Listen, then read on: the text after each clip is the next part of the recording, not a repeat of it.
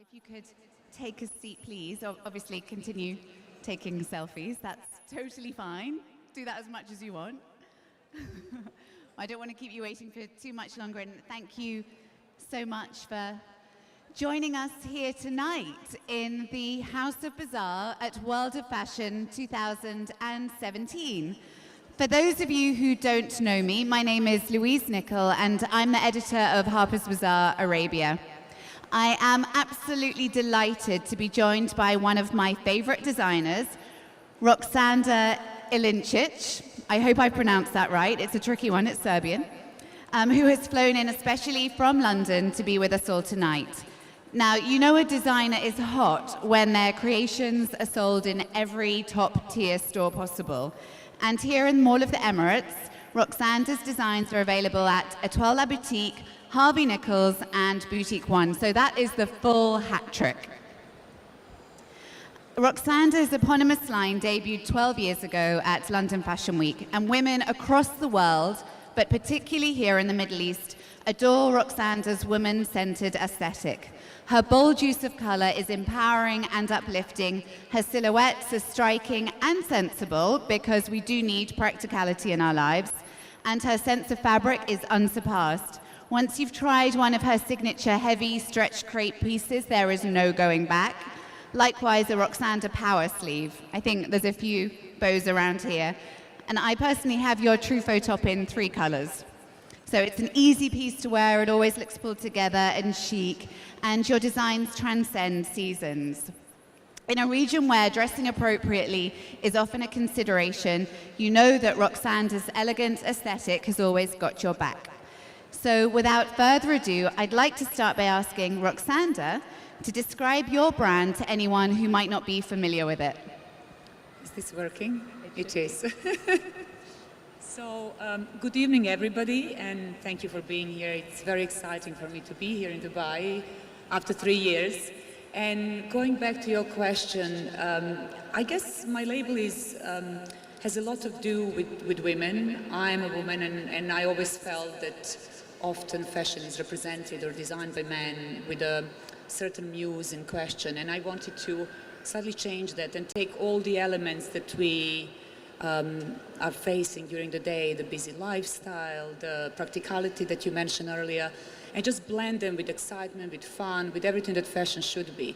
So I would say that my fashion is very much about meeting those two contrasts and two opposites. So it's about feminine shapes, but that are very, very strong. It's about evening dresses, but that are worn in a casual way. It's about mixture of very exciting and unexpected fabrics.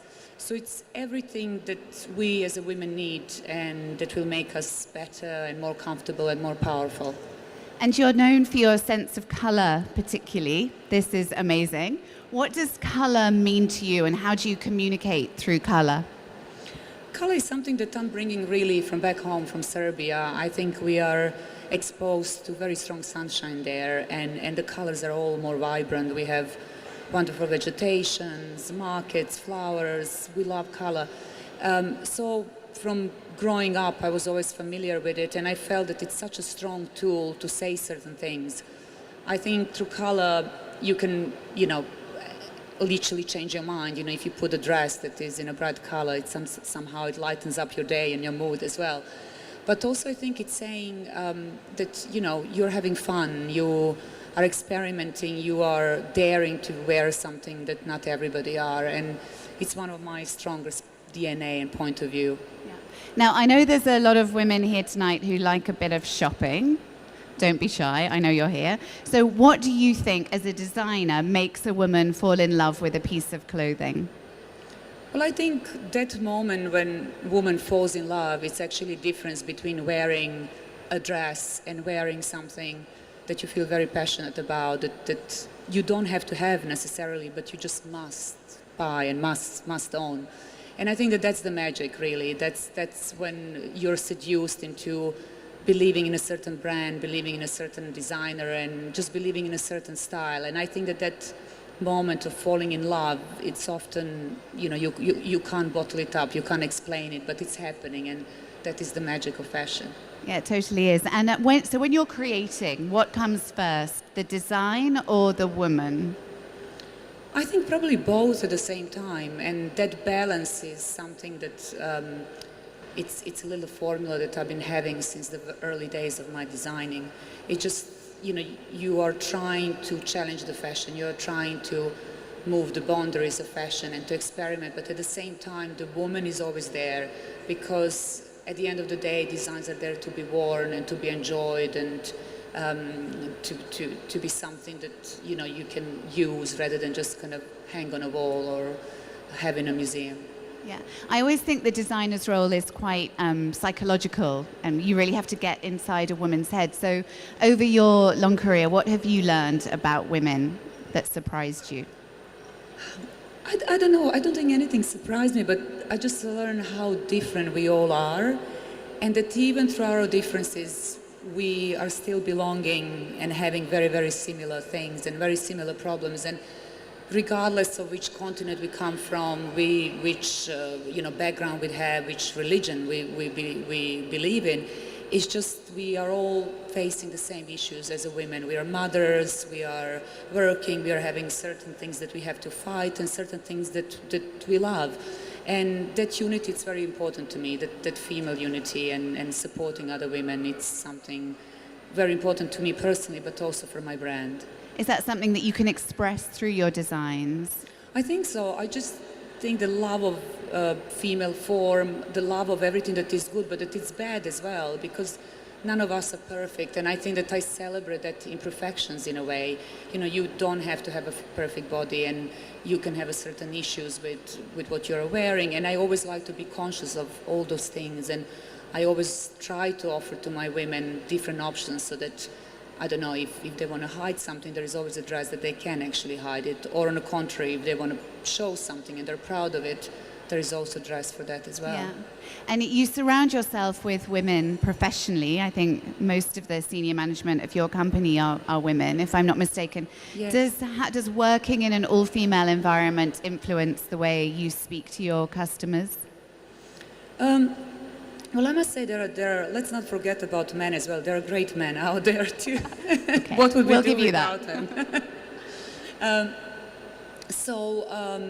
I think it's good to surround yourself with the women, of course, and to have a good kind of male voice as well. I do, majority of my team are women, not all of them, of course, but majority are. And I think it's just really good to kind of bounce your ideas and also experiences and a feedback from them. I think it's great to get that first-hand feedback of how the things are fitting, what is working, what is not working. Okay. Now, you have a daughter who is how old? 7. She's 7. So when you became a mother, did your approach to designing, to your career in general change? Yes, it did. And it changed quite drastically. Before I had my daughter, I thought that my design is everything. It was like a matter of life and death. I mean, literally. I was working much harder. But I must say, I think that the real results started to happen after I had my daughter, when everything became a bit more relaxed. I started to be a bit more focused. The time was limited because my time at work wasn't, going on forever like before, but it was very limited because I wanted to go home and spend time with her. And it's very interesting. I've been actually observing my trajectory, and I really started to do well after I had my daughter in some bizarre way. And then when I'm looking around and women who are having daughters, or not necessarily daughters, just the children, it's that extra energy that you get at that point of your life. And they're all kind of making quite a big successes at that stage of their life. It's quite interesting. Yeah, that is interesting. And does she influence your designs, or does she just wear Disney like mine? Well, luckily for me, she kind of overgrew Disney. Now she moved into rock star. She wants to be a rock star. Yeah, she does. First of all, I started my children's range, Blossom, after I had her. So that is kind of like a direct addition to what I have, because I had Euphemia. And also, it's lovely to see her at my fashion shows and to bring her to my house, to make her part of my fittings and to hear her little comments, because I think that children's comments are very honest and very straightforward. What does she shouldn't neglect say? them. What does she say when she sees your? Oh, she's very open. Sometimes she loves things. Sometimes she really, really doesn't like them. Sometimes she really doesn't like what I'm wearing. And on a few occasions, I actually had to change. She was that firm. Now, we're here in one of the most magnificent malls in Dubai, in the world, Mall of the Emirates, where your designs are at Etoile La Boutique, Harvey Nichols and Boutique One. How important is the Middle Eastern customer to your brand, and why do you think women from across the Gulf love Roksanda? I think that, as I said, I'm quite like a woman-centered brand, as you said, and I think that women are recognizing that and responding to that. I think that they feel quite sheltered in a way when they're wearing my clothing, and I often say this because that's the feedback that I was hearing from women, that they just feel that the fit is great, that dresses are right for the occasion, but then at the same time they're making them feel quite special and quite kind of stand out.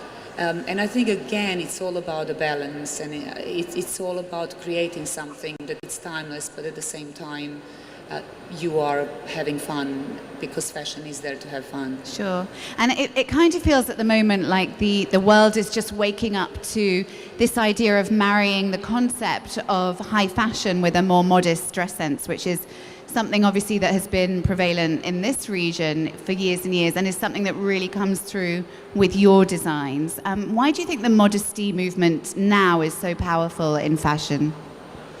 I think it's probably where we are in space and time, but also I think it's because they've been, fashion is like a circle, you know, it's constantly evolving, and there's always revolution to what was happening before. So I think that we had a lots of maybe showing of the skin, and now it's going into modesty, and it's going to go back to where we started. It's interesting because it's always evolving and changing.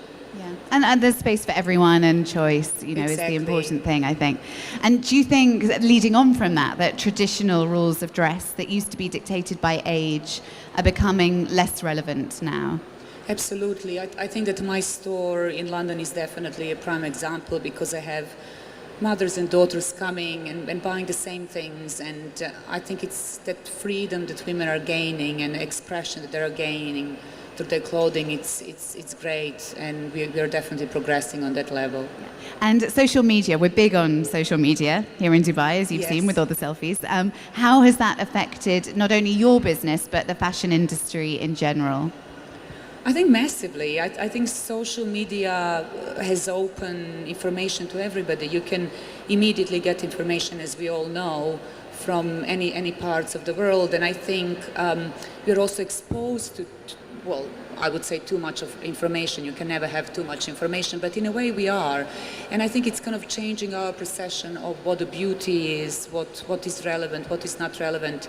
And it's the speed. I think the speed is definitely the biggest change that you know, when you're talking to a fashion designer like myself, that social media has kind of, you know, put upon us. You just have to be much quicker, much more aware, and offer much more products, I guess. Okay, so when we quickly go shopping after this, what is the single most essential autumn-winter piece that we can buy to bring our wardrobes up to date for the season? Definitely something from my range. Maybe the bow sleeve, one of the bow sleeve offerings that are here. The bow sleeve, that's all we need for autumn-winter. And you recently launched handbags. Yes. I don't know where your beautiful bag is here. So that is a great handbag. A gondola.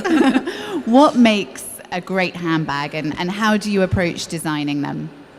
Well, I think the bag market is really saturated. There's everything. And when I started my bags, I wanted to make them like extension of my women's wear, of my DNA, but also very unique, very different. And again, that point of color is very, very important in the bags, as it is in my designs. And architectural approach, which is also important in my women's wear, it's very visible in the bags, probably more visible in the bags than in a women's wear.